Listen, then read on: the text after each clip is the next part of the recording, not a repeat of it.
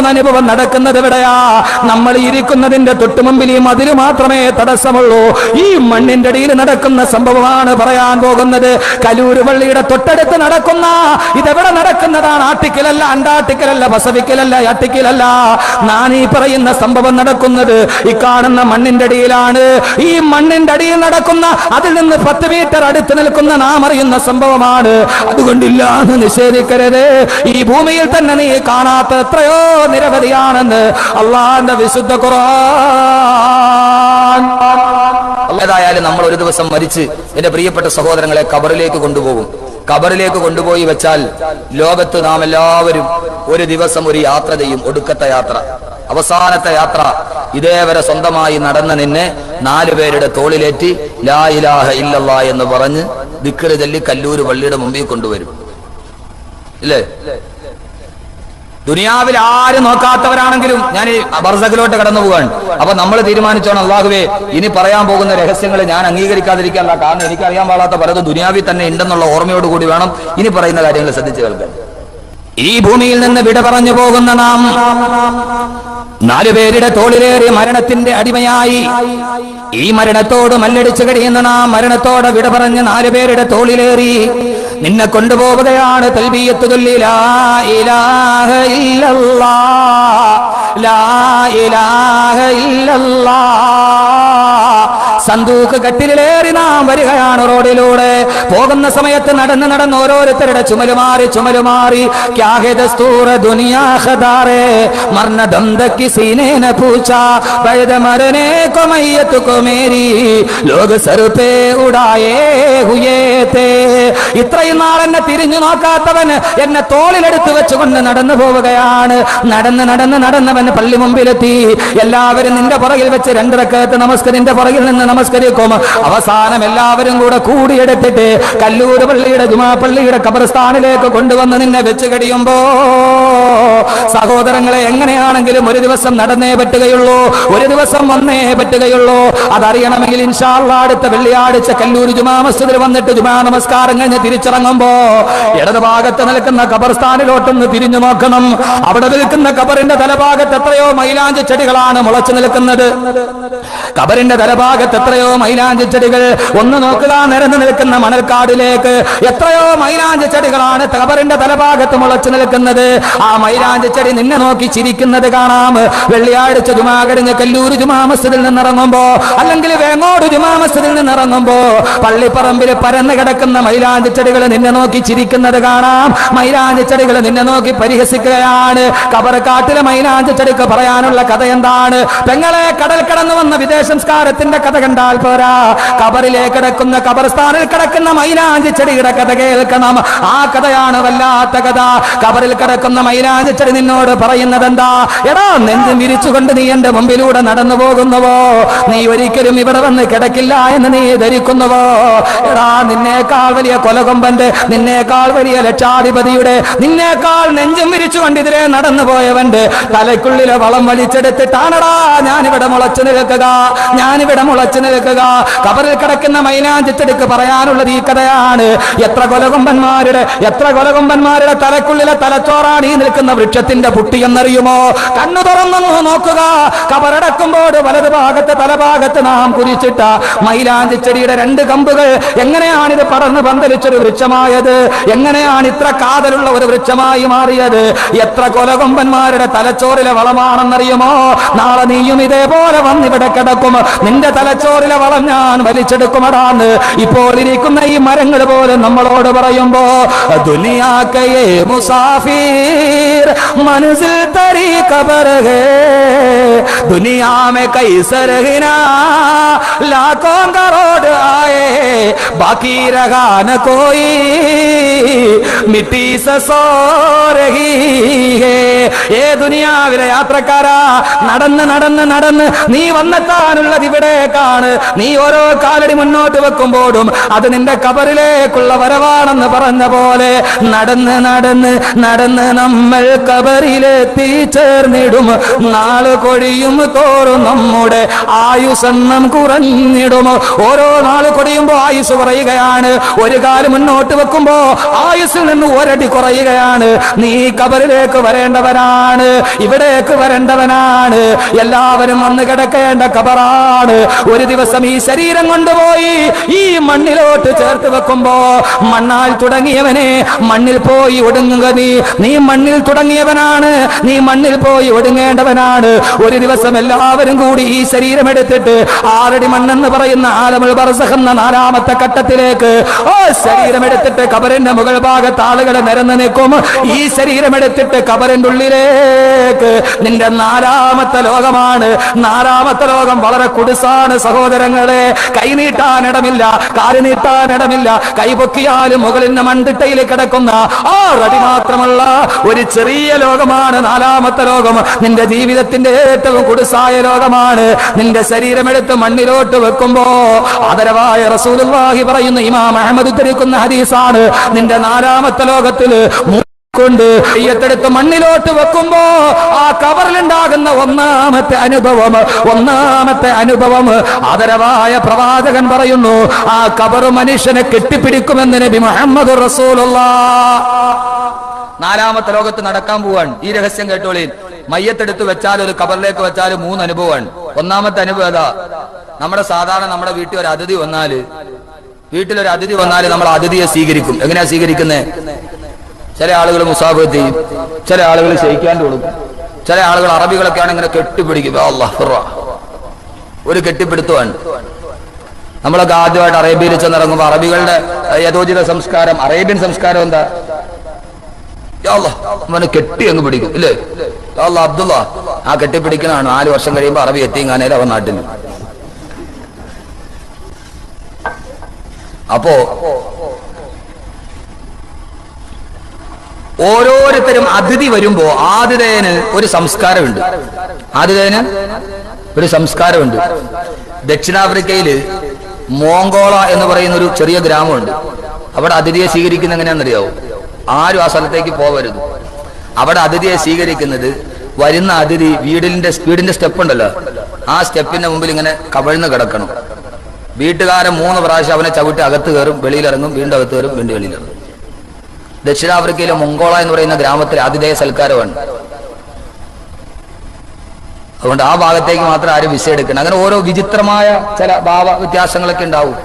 ഇച്ചിരി തടിയുള്ളവനാ 3 പ്രാവശ്യം കയറി ഇറങ്ങി നമ്മൾ ആശയവ ലോറി കയറിയത് അവളമാരിയാവും 3 പ്രാവശ്യം കഴിഞ്ഞ്. പിന്നെ ഒന്നും തിന്നാനൊന്നും ഉണ്ടാവില്ല. നല്ല തടിയുള്ളവരാണെങ്കിലേ ഈ റെയിൽവേ സ്റ്റേഷനിലൊക്കെ 1 രൂപ ഇട്ടാൽ വെയിറ്റ് എഴുതി പറഞ്ഞ യന്ത്രം ഉണ്ടല്ലോ, ഭയങ്കര തടിയുള്ള ഒരാൾ അതിനകത്ത് കയറിയിട്ട് 1 രൂപ ഇട്ട് കൊടുത്തു. ഇപ്പൊ ഒരു വലിയ പേപ്പർ നിറച്ചെഴുതി വന്നു. അവൻ വിചാരിച്ചു, പടച്ചോനെ എനിക്ക് ഇത്രയും വെയിറ്റ് വലിയ പേപ്പർ നിറച്ചെഴുതി വിടാൻ. അപ്പൊ അതിനകത്ത് എഴുതി വയ്ക്കുന്ന അമിത ഭാരം കയറ്റി യന്ത്രം കേടാക്കരുത്, പ്ലീസ് ദയവായി താഴെ ഇറങ്ങാൻ. അത്രയും വെയിറ്റ് ഉള്ള ഒരാളാണ് കയറി ഇറങ്ങിയെങ്കിൽ അതോടെ പോയി. കബർ നമ്മുടെ വീടാണ്, അല്ലെ? ഖബർ എന്ന് പറയുന്ന വീട്ടിലോട്ട് പോകുമ്പോ അതിഥി നമ്മളാണ്, ആതിഥേയൻ ഖബറാണ്. ഖബർ എങ്ങനെയായിരിക്കും സ്വീകരിക്കുക? എങ്ങനെയാ സ്വീകരിക്കുക? അള്ളാഹുവിന്റെ പ്രവാചകൻ പറഞ്ഞു, ആ ഖബറൊരു കെട്ടിപ്പിടിക്കും. തന്റെ അടുക്കലേക്ക് തന്റെ അതിഥി വരുമ്പോ ആതിഥേയനായ ഖബർ ആലമുൽ ബർസഖ് എന്ന് പറയുന്ന 4ാമത്തെ ലോകത്തിലെ ഒന്നാമത്തെ അനുഭവം. ആ ഖബർ വരുന്ന മനുഷ്യൻ ഒറ്റ കെട്ടിപ്പിടുത്തമങ്ങ് കെട്ടിപ്പിടിക്കും. ഇതാര് പറഞ്ഞതാണ്? അള്ളാന്റെ റസൂല് പറയുകയാണ്. അള്ളാഹുവിന്റെ പ്രവാചകന്റെ പ്രിയപ്പെട്ട പൊന്നുമോള് സൈനബ് റളിയല്ലാഹു അൻഹ വഫാത്തായി. അള്ളാന്റെ റസൂല് സൈനബ് റളിയല്ലാഹു അൻഹയുടെ മയ്യത്തുമായി അള്ളാന്റെ റസൂല പൊന്നുമോളുടെ മയ്യത്തെടുത്ത് ഖബറിലോട്ട് വെച്ച് കഴിയുമ്പോ അള്ളാന്റെ റസൂലിന്റെ മുഖം വല്ലാതെ വിവർണമായി, റസൂലുള്ളാഹിയുടെ കണ്ണുകൾ സജലങ്ങളായി, റസൂലുള്ളാഹിന്റെ കവിൾത്തടങ്ങളിലൂടെ കണ്ണുനീര് തടം തല്ലി ആർത്തൊടുങ്ങാൻ തുടങ്ങി. അള്ളാന്റെ റസൂൽ വല്ലാതെ പേടിച്ച് കരയുന്നത് കണ്ടപ്പോ അള്ളാന്റെ റസൂലിനോട് സഹാബത്ത് ചോദിച്ചു, നബിയേ, യാ റസൂലല്ലാഹ്, എന്താണ് നബി അങ്ങയുടെ കണ്ണിലൂടെ കണ്ണുനീര് വരുന്നത്? അള്ളാന്റെ റസൂല് പറയുകയാണ്, എന്റെ പൊന്നുമോള് സൈനബ്, ആ സൈനബിന്റെ മയ്യത്തെടുത്ത് കബറിലോട്ട് വെച്ച് കഴിഞ്ഞപ്പോ കബർ സൈനബിനെ അങ്ങ് വല്ലാടങ്ങ് കെട്ടിപ്പിടിച്ചു കളഞ്ഞു. ഓ കബറൊരു വല്ലാത്ത ആലിംഗനം അങ്ങ് പുണർന്നു കഴിഞ്ഞു. റസൂലുള്ളാഹി പറയുകയാണ്, ആ കബറങ്ങട് കെട്ടിപ്പിടിച്ചപ്പോ സൈനബിന്റെ വാരിയല്ലുകൾ മുഴുവനും കോർന്നു പോകുന്ന രീതിയിൽ ബഹുമാനപ്പെട്ട സൈനബിനെ കബറങ്ങ് കെട്ടിപ്പിടിച്ചു.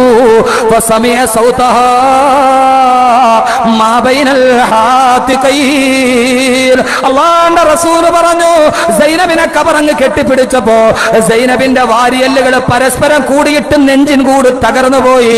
വാരിയല്ല് പൊടിയുന്ന ശബ്ദം കിഴക്കു ചക്രവാളത്തിലെയും പടിഞ്ഞാറൻ ചക്രവാളത്തിലെയും സർവ്വ വസ്തുക്കളും ആ സൈനബിന്റെ വാരിയല്ല് പൊടിയുന്ന ശബ്ദം കേട്ടുപോയി. എന്റെ പൊന്നുമോള് സൈനബിന്റെ മയ്യത്തെടുത്ത് കബറിലോട്ട് വെച്ചപ്പോ, കബറന്റെ സൈനബിനെ കെട്ടിപ്പിടിച്ചപ്പോ അവളുടെ വാരിയല്ല് പൊടിയുന്ന ശബ്ദം ഞാൻ എന്റെ ചെവി കൊണ്ട് കേട്ടു. അത് കേട്ടിട്ടാണ് ഞാൻ കരഞ്ഞു പോയതെന്ന് ആദരവായ പ്രവാചകൻ നബി മുഹമ്മദ് റസൂലുള്ളാഹ്. എന്റെ സഹോദരങ്ങളെ, ഇനി നിങ്ങൾ ശ്രദ്ധിച്ചു കേൾക്കണേ. ആലമുൽ ബർസഖ് എന്ന് പറയുന്ന 6 അടി പോലും ഇല്ലാത്ത നാളെ ഞാൻ നിങ്ങളെ സുനിശ്ചിതമായി കിടക്കുന്ന ആ കബറിലോട്ട് കടന്നു ചെന്നാൽ എത്ര വലിയവനാണെങ്കിലും കബറൊരു കെട്ടിപ്പിടുത്തം പിടിക്കും. ആ കെട്ടിപ്പിടത്തിൽ നിന്ന് ആരും ഒടിവല്ലെന്ന് നബി മുഹമ്മദ് റസൂലുള്ളാഹ്. എന്റെ ശബ്ദം കേൾക്കാൻ ഇവിടെ തടിച്ചുകൂടിയ കല്ലൂരെ എന്റെ പ്രിയപ്പെട്ട പെങ്ങളോട്, സഹോദരിമാരെ, റസൂലുള്ളാഹിന്റെ മോളുടെ കഥയാണ് ഈ പറയുന്നത്. സാധാരണക്കാരിയല്ല, അഹ്ലു ബൈത്തിൽപ്പെട്ട അള്ളാഹുവിന്റെ റസൂലിന്റെ കുടുംബ പരമ്പരയിൽപ്പെട്ട അള്ളാഹുവിന്റെ റസൂലുള്ളാഹി സ്വല്ലല്ലാഹു അലൈഹി വസല്ലമയുടെ പ്രിയപ്പെട്ട പൊന്നുമോളെ കബറങ്ങട് കെട്ടിപ്പിടിച്ചപ്പോ വാരിയല്ലുകൾ പൊടിയുന്ന ശബ്ദം കിഴക്ക് ചക്രവാളത്തിന്റെയും പടിഞ്ഞാറൻ ചക്രവാളത്തിലുമുള്ള സർവ്വ വസ്തുക്കളും കേട്ടുപോയി എന്ന് പറയുമ്പോ എന്റെയും നിങ്ങളുടെയും ഒക്കെ അവസ്ഥ എന്താ? അതുകൊണ്ട് എന്റെ സഹോദരിമാരോട് ഞാൻ പറയുകയാണ്, സഹോദരങ്ങളെ, യാ മഅ്ശറൻ നിസാ അള്ളാഹനെ സൂക്ഷിച്ച് ജീവിക്കണേ.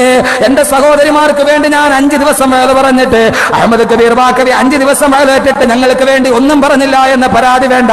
ഒരൊറ്റ കാര്യം ഞാൻ പറയട്ടെ, അള്ളാഹന്റെ റസൂല് പറഞ്ഞു, ആരെ കൊണ്ടുപോയി കബറിലോട്ട് വെച്ചാലും, എത്ര വലിയ തങ്ങളാണെങ്കിലും എത്ര വലിയ ഹാഫിളാണെങ്കിലും കബർ കെട്ടിപ്പിടിക്കാതിരിക്കില്ല.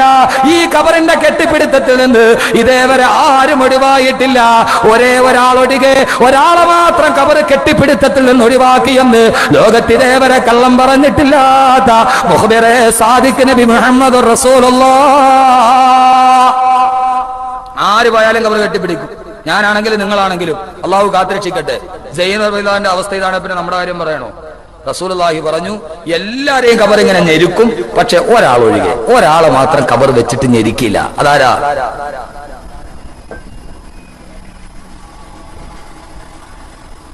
ഒരാൾ മാത്രം അതിന് ഒഴിവായി.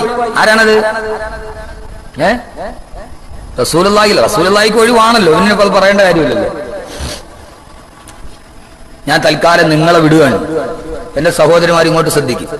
ഞാൻ 5 ദിവസം വേള വന്നിട്ട് നിങ്ങൾക്ക് വേണ്ടി പറഞ്ഞില്ല എന്നുള്ള പരാതി ഉണ്ട്. ഒറ്റ കാര്യം നിങ്ങൾ അത് മാത്രം ജീവിതത്തിൽ ഓർത്താൽ മതി.